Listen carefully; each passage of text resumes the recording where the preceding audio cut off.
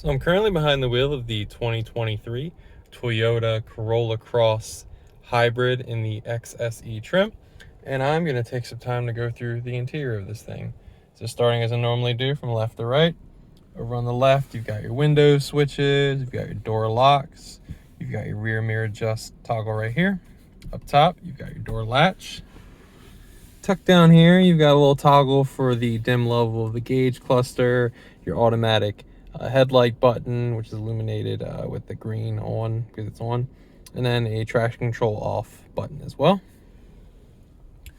Moving to the gauge cluster, it is a digital display in the center as well as some gauges on the left and the right. So on the left you got the temperature, on the right your fuel gauge, and in the center the normal tach is replaced with kind of a hybrid screen. So you have bottom left charge, and then you're kind of like in an eco level, and then if you put your foot down you're going to be in kind of a more powerful range. Also, you can see it's currently in sport mode, so there are different drive modes of the vehicle. So I'm going to select them now. So normal displays nothing there. Eco kind of gives it a green hue. Sport a little bit more of a reddish hue around where it says sport miles per hour, and the lane right there, it's kind of more red in the sport mode. Over on the left you can also see the EV mode enabled by that little green EV car symbol. In the center you can switch between different driver options. So there's 6 different pages.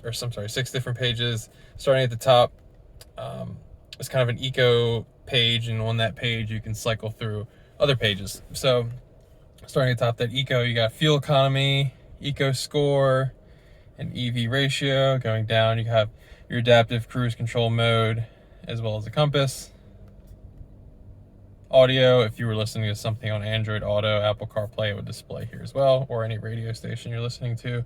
Some drive info, so trip, energy monitor. I usually leave it on this screen. I like to see kind of, if it's a hybrid vehicle, I like to see where the power is going. Tire pressures for all 4 corners, currently 50 PSI for each corner. And this screen showcases the all-wheel drive system, so these bars will kind of light up, showcasing what wheel is getting power at what time. Then you have some setting screens, and at the bottom messages. So never any messages when I display this information. But like I said, I leave it on this energy monitor screen. Moving back to the steering wheel, how I was adjusting everything on that navigation display is over here on the left. So going up and down the different pages, and then left and right once you're on that page to kind of flip the pages on that. You have OK button, you have back, talk, some talk buttons, phone, volume control as well. Over on the right, you have your tuner options, mode, all of the cruise control settings as well. Give you a better look at the steering wheel. Behind the steering wheel is the engine start stop button. And then you have the navigation display. So it's coming through as kind of flickering, just the resolution between the camera and the screen. Promise it's not actually flickering, but you have 5 different options to choose from. If you connect your phone to your car, you'll have a 6th one up top for Android Auto, Apple CarPlay. But up at the top, if you have a subscription for the Drive Connect, this is where that's going to be. You got your media, whatever songs you're listening to, your phone. Currently don't have anything connected because I'm recording with the phone. Then you have vehicle information, so kick it back out so you see the main screen. So you have trip information, energy flow, and vehicle alert.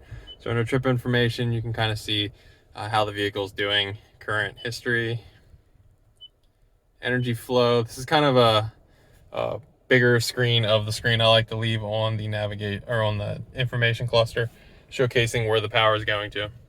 Kind of like it more low key on the information cluster. I don't really want this screen for personal choice. Vehicle alerts, basically messages. Then settings, pretty much you can change anything like in a normal car.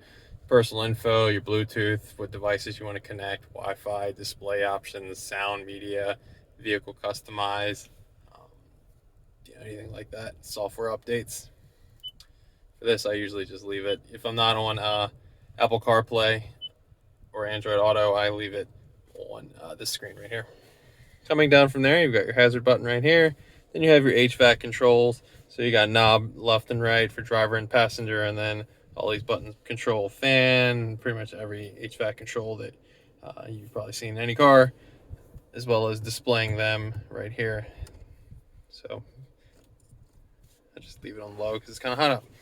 Coming down from there, you've got heated seats for the driver and the passenger, basically 2 settings, high and low. You have a USB-C plug right here, easy to hook your car to Android Auto or Apple CarPlay. Tucked down here, you have a charging pad, and you can turn it off. So right now it's not in use. Plug that, push that button, and it is off. Coming back from there, this is the drive mode switch. So up and down will switch between the different modes.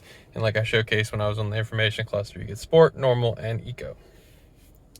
Next to that was also the EV mode button. So should you earn a charge, push that button. I do not have enough hybrid battery though, because I've been kind of bombing around in this thing for a week, utilizing it all. So if you did earn enough charge from just some more fuel efficient driving, you push that and you can drive on just the battery of the vehicle. Then you got your gear lever behind there. So you got park, reverse, neutral, and drive. And once you're in drive, you can knock it over and shift your own gears in the sport mode. Put it back in the park. You have a parking brake. So you saw it automatically goes on and off. But should you want to manually adjust it, you can hit it right here. You also have the hold button, which will save your right foot in any sort of traffic situation if you just want to have the vehicle hold for you. You got 2 cup holders behind there. You got your armrest, revealing some additional plugs. So you have a USB-C plug right here, as well as an old school 12-volt smoker's plug right there. It's pretty deep, about the size of maybe 4 cans of soda, maybe 3 would fit in this cubby hole. Going to the passenger side, I should mention it features JBL speakers sprinkled throughout the cabin, best seen on the A-pillars up front. Got your glove box. Give you a look at the passenger door. Theme of the seats, which goes to the back as well. The front of the cabin features a sunroof. All those sunroof controls up top. But that is pretty much the interior of the 2023 Toyota Corolla Cross Hybrid in the XSE trim. If there is some detail on the interior I didn't go in depth enough on, and you have some questions, be sure to leave them in the comments below. On late videos, I've been mentioning that if you're in the used market and this video pops up 2-3 years down the line, which I'm beginning to see with some of my older videos, if you still have a question and this isn't the new vehicle at the time, still leave a comment below, question. I'd love to find you an answer if I can. Thanks for watching.